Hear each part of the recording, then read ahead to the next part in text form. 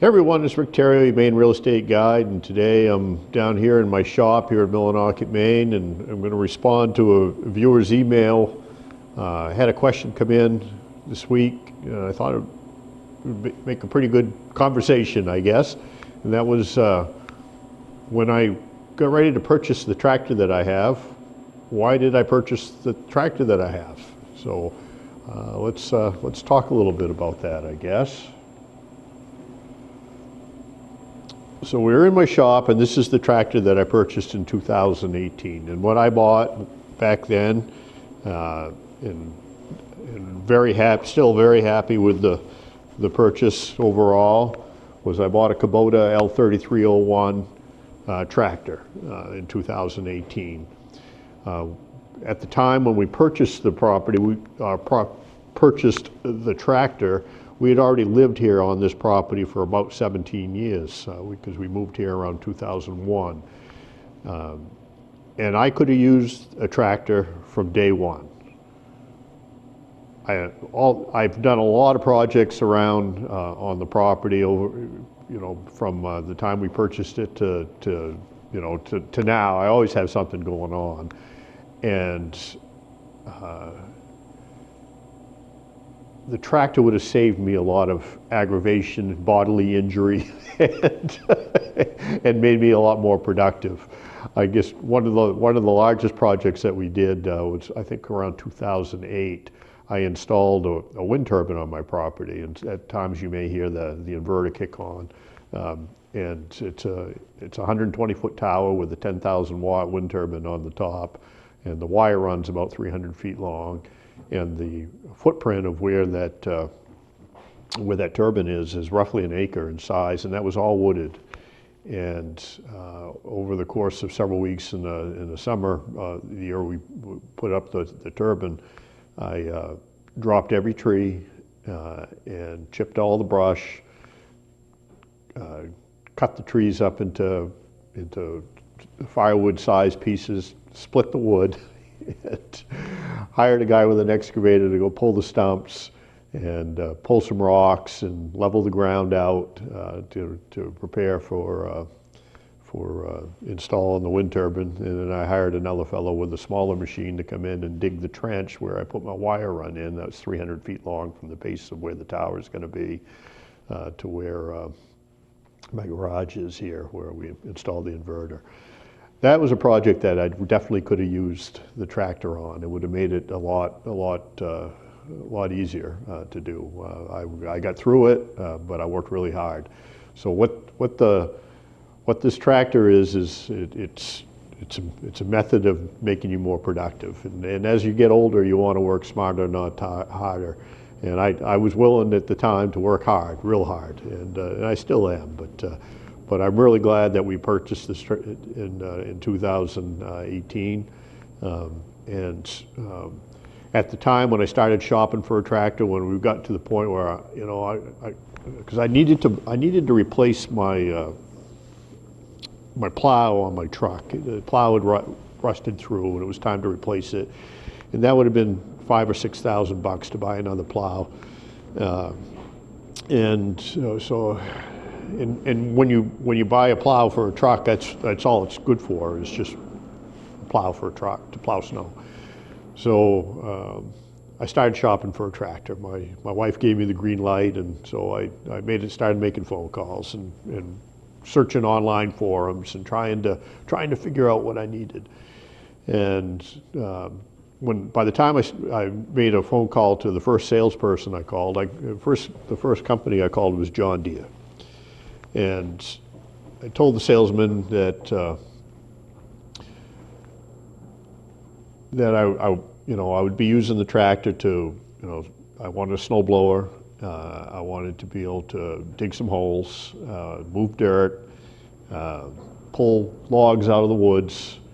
Were some of the tasks that I had in mind for a tractor. So what do I need for a machine? How much is it going to cost? And he came back with a price a couple of days later that was like, I'm going to say at least 3 times the number I had in my head that I thought I was willing to pay. So I said, oh man. So the next phone call I made was to a Kubota dealer, and I told him the same thing. This is what I'm going to be doing, and you know, I'd like a price for a machine that will do that. And he came back with a number that was much more palatable. So, so that encouraged me to continue that conversation with that particular dealer. And what he had was this L3301, and the price he gave me was for the L3301 with a front bucket and a backhoe attachment. I asked him to add a snowblower onto it, and so he threw that number in there as well. So when the tractor was delivered from the factory to my, or from the dealership to my house, they brought it here on a trailer. It came with the backhoe attached, the bucket on it, and the snowblower sitting behind it. So I got, you know, 3 implements: the bucket, the backhoe, and the snowblower. Shortly after I received the tractor, I knew I was going to need tire chains, and from my reading on online forums, it was recommended that you put wheel spacers on to get the chains away from the fenders. So I ordered 3-inch spacers to go on the hubs and on front and rear, and made that modification. And the spacers, not only do they accomplish getting the chains away from the fenders, but they also give the tractor a wider stance and make it more stable. And my ground, it's really rocky and hilly terrain where I live, and stability is an issue. So it does help, and I'm glad I made that adjustment. It was relatively easy to do. The spacers were made for the L3301 and bolted right on.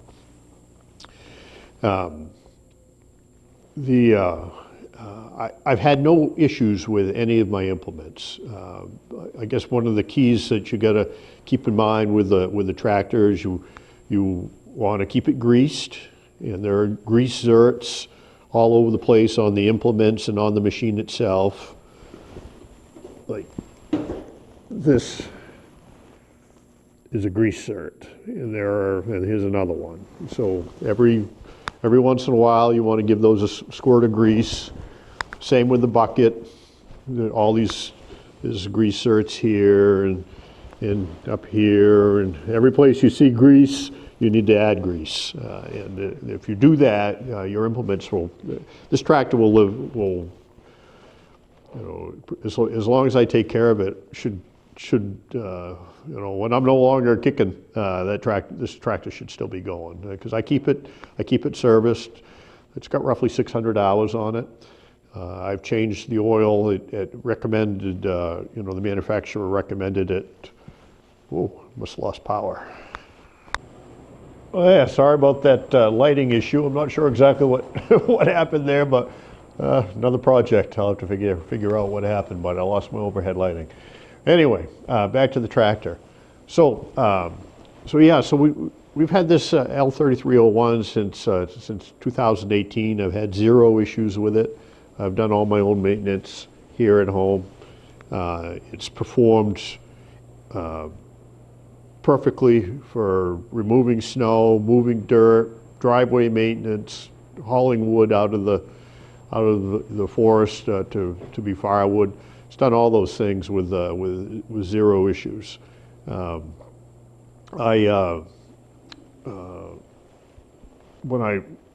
also, I guess part of my decision-making process, notice there's no cab on this tractor. You could get a cab on a L3301 if you wanted one. I opted to go cabless because I was going to be going through the woods to cut firewood with it, and the likelihood of me breaking the cab or cracking a window, going through the trees, very high, very high probability of that happening. So we went cabless, and it works fine. I mean, if it's pouring rain out, I'm not out on the tractor anyway.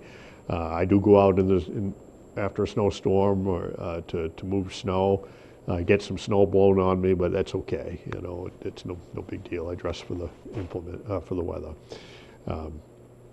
But the only regret I have with the tractor is, why did I wait till 2018 to buy it?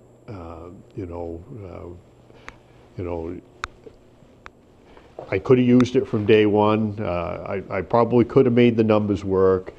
It would have been, you know, it's a major purchase, but I could have done it. And I just kept pushing it off, you know, trying to do more with less, and it worked out. But I'm really glad I have the machine now, and I use it all the time. And now that I have a couple of additional properties that I need to maintain, I've done some other projects with it, like clear some brush. I bought a forestry mulcher since the forestry mulcher I purchased last year.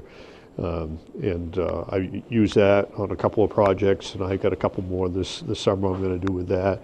And that's the cool thing about a tractor, is there are implements out there that can do about anything. There's someone that makes it, I guarantee you. So if you have a need, you can probably find something that goes on your tractor to help you accomplish that need. A couple of the other things that I have, I bought pallet forks for it, and I got a push blade for the front to move snow as well, and those work pretty well. I guess another selling point for why a Kubota is the bucket on the front of this. You can get it two ways, but most people buy them this way, which is with a quick attach front end. So, which means you pull those levers, and you can drop the bucket, and you can add, you know, pallet forks or a woods grapple or whatever else you need to mount on the front. Will mount right on to that quick attach, and that's the industry standard.